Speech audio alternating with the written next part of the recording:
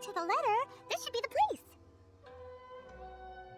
Sorry, we don't serve the general public. I'm afraid you'll have to leave. Wait! We're not the general public!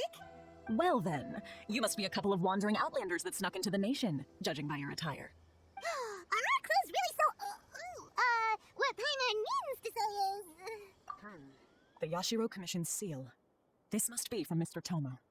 It seems there's more to you than meets the eye. In which case, welcome to the Komore Tea House, a safe haven for the Yashiro Commission. Well, that sounds more like it. Well, now that we're here, where's Toma? Paimon doesn't see him anywhere. Do you think he forgot his promise to meet us? Who forgot their promise? I was beginning to think you'd forgotten about me. What? Is that dog talking to us? Relax, no need to look so surprised. I take it this is the first time you've seen me in this form? Huh. So you didn't see anything like this when you were in Liyue Harbor? Oh, now that you mention it, this does certainly seem less out of the ordinary. Alright, I've had my fun. Hey, you're this close to getting an ugly nickname, mister!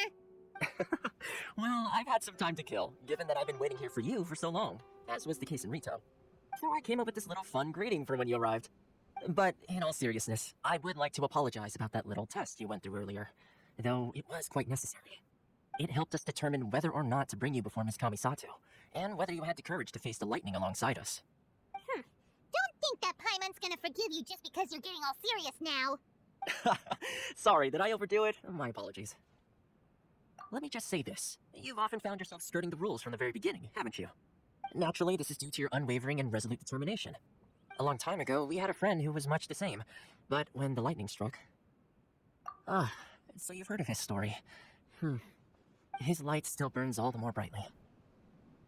Yes, of course. I will bring you to the Kamisato residence where the Yashiro Commission is located. But before that, there is one other place I was hoping you both would accompany me to. Where? I would like you to come with me to the statue of the omnipresent god. It's still under construction now, but you can already see it from practically anywhere on Narukami Island. The books were more interesting in the past.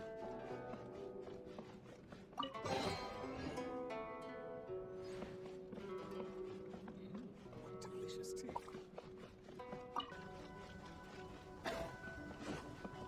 This area sure feels gloomy. People probably don't come here often, do they? Are Paimon's eyes playing tricks, or are there things embedded in the statue? Visions. Visions? You mean all the visions that are collected from the Vision Hunt Decree are put into the statue? So you've already heard of the Vision Hunt Decree. Before I try to explain, I should perhaps remind you first that Mondstadt is the city of freedom, and Liyue is the city of contracts. As for Inazuma, it's known as the Nation of Eternity. The Raiden Shogun is both the nation's most powerful ruler and its deity. The Eternity in question is her endless and unchanging will to rule over Inazuma. As such, she relies on the Tri-Commission to regulate the nation's affairs and the Sakoku Decree to limit the people's movement. The Shogun wishes to keep Inazuma in stasis, allowing the stream of time to flow from one end to the other without disturbing it for all time. Seems like every god has their own will. Of course, this is my own limited understanding. As for the reason behind the recent Vision Hunt Decree, perhaps the Shogun believes that visions grant people the power to change, and that her eternity doesn't allow for such instability to exist. Whatever the case, the fact is that the Raiden Shogun has dispatched the Tenryou Commission to scour the nation for visions, embedding each one in this statue. And this statue of the omnipresent god can be seen as Inazuma's symbol of eternity. But if that's the case, wouldn't you say that the Raiden Shogun is being, I don't know, selfish? Only outlanders such as yourselves would ever dare speak out so directly against the Raiden Shogun. And yet, I agree. The Vision Hunt Decree is something that simply should not exist, and Miss Kamisato has been committed to fighting it since the day it was announced. Huh? Hey, are you okay? You look like your mind is elsewhere. Sound? What sound? I didn't hear anything. Did something happen? Yeah, you touched the statue, and then what? Aspirations? That would seem to confirm the saying. Have you heard it before? That when a person's ambition reaches a certain strength, the gods look upon them with favor. That is where visions come from. In other words, a person's vision represents their ambition. So if what you just said is true, then the ambitions of these people are stronger than I imagined. Alright, time for the next stop on our tour of Narukami Island, the Kamisato residence. Finally!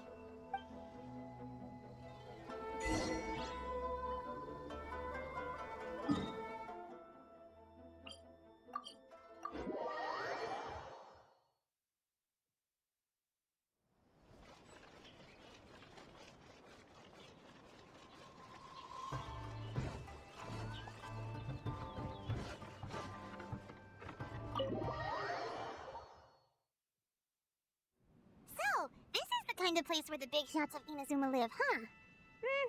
Paimon kinda expected it to be snazzy. Welcome at last to the Kamisato residence, honored guest. Miss Kamisato was delighted to finally meet you. Is this the Shirasaga Himigimi you keep going on about? So, where's she at? Behind the screen? Yes. As the daughter of the Yashiro Commission, this is how Miss Kamisato is accustomed to receiving guests. Consider it a time-honored tradition within the Yashiro Commission. Forgive me if this is an unwelcome surprise. Makes sense.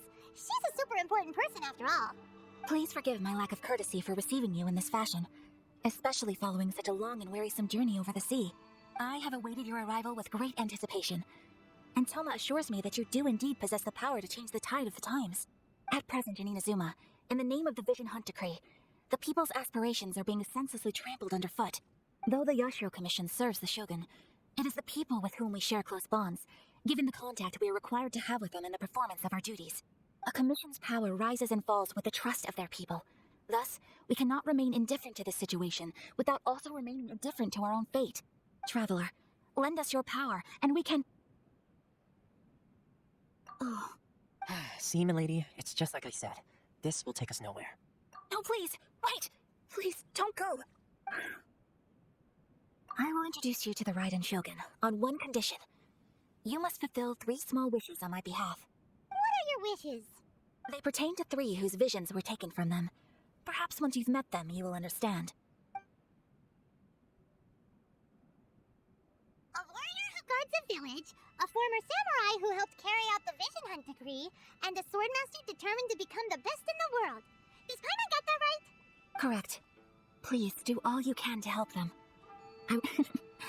Then you have my gratitude. I'm sure you'll do great. Let's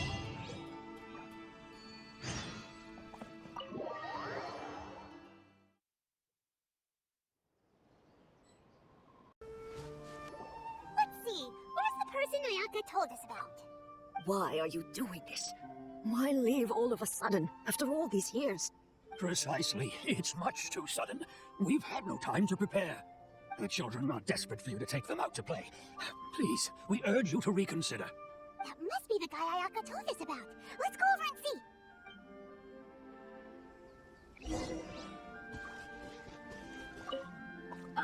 You must also be here to try and convince Tejima to stay. Tejima has protected this place ever since he arrived here 30 years ago. Keeping out the treasure hoarders, fending off any monsters that draw near, resolving quarrels between the villagers. He has put an enormous amount of work into looking after this place, and we all think the world of him. But now, all of a sudden, he says he plans to leave us. We can't help but wonder, was it something we did? We will gladly apologize if that's the case. All we want is for him to stay.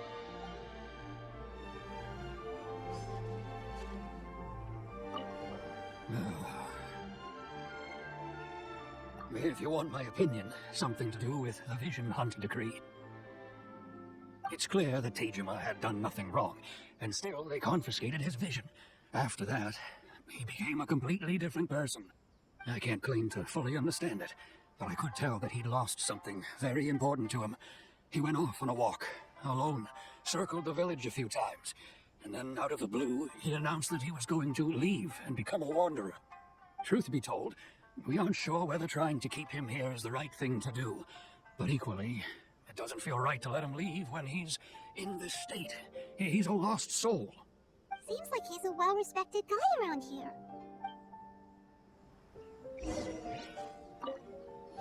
You must be Tejima. So what's made you want to up and leave all of a sudden? Me?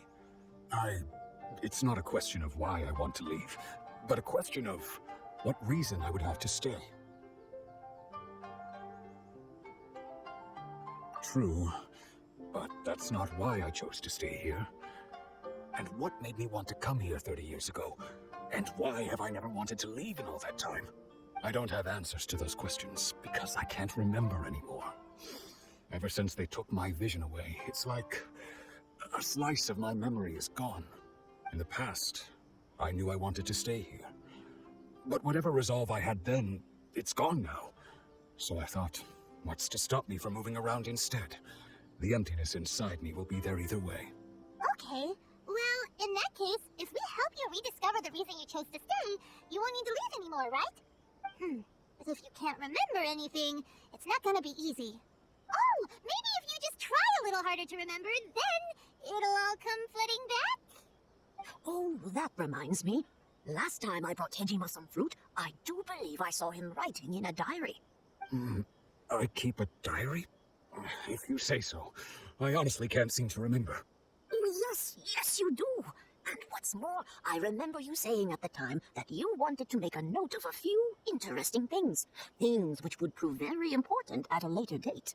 Perfect! So if we want to keep Tejima from leaving, we just need to find his diary. It must be around here somewhere. Let's take a look.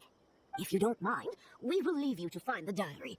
We should head back to the village to inform the others of Tejima's situation. One day, I'll be as great as Ryuji.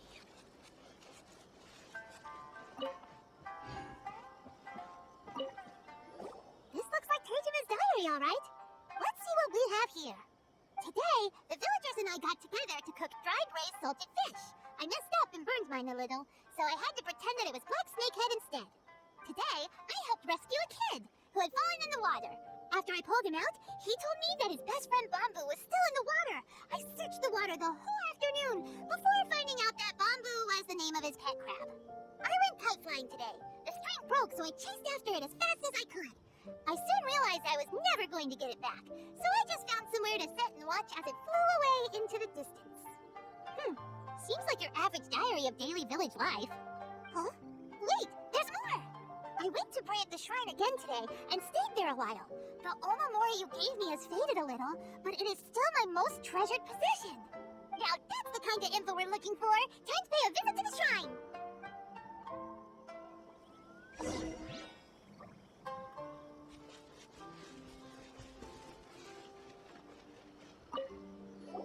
So this is the omamori Tejima wrote about. Interesting. Looking at the color and the design, Paimon would have thought it belonged to a child. But anyway, if he had this with him all the time, there's a chance some of his elemental energy remained on it. Do you think that it might come in handy?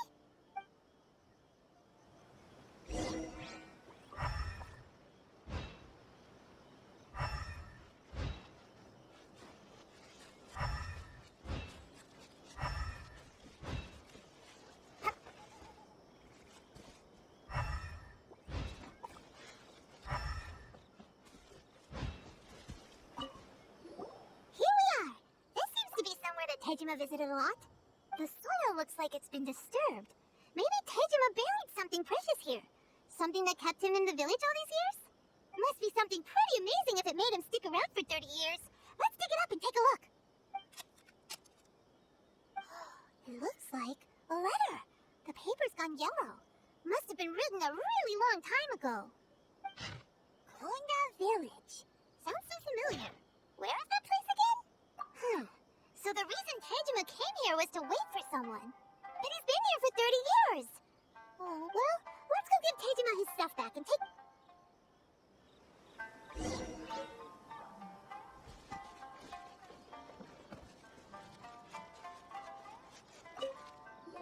Well, I'll be. That's certainly my handwriting. And I guess the Omamorian letter belonged to me too. But I have no memory of anything that's written in this diary. Still, it's clear that I was waiting for someone here, and that I chose to wait for 30 years. Over the years, I must have made a note of anything interesting. Anything that I could share with her when we were finally reunited. And just look at all the things that did happen over the years. The time has flown by so quickly. 30 years feels like the blink of an eye. How could I have forgotten something so important to me? Love, regret, everything I felt for her. No, not especially. After all, I've forgotten who she was. Her face, her voice, the things we experienced together. I barely recall any of it. It's as if she'd never been in my life to begin with.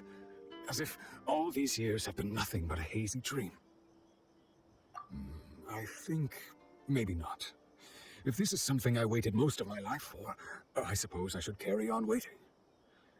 Although, what if she were to turn up eventually? only to find I didn't remember so much as her name.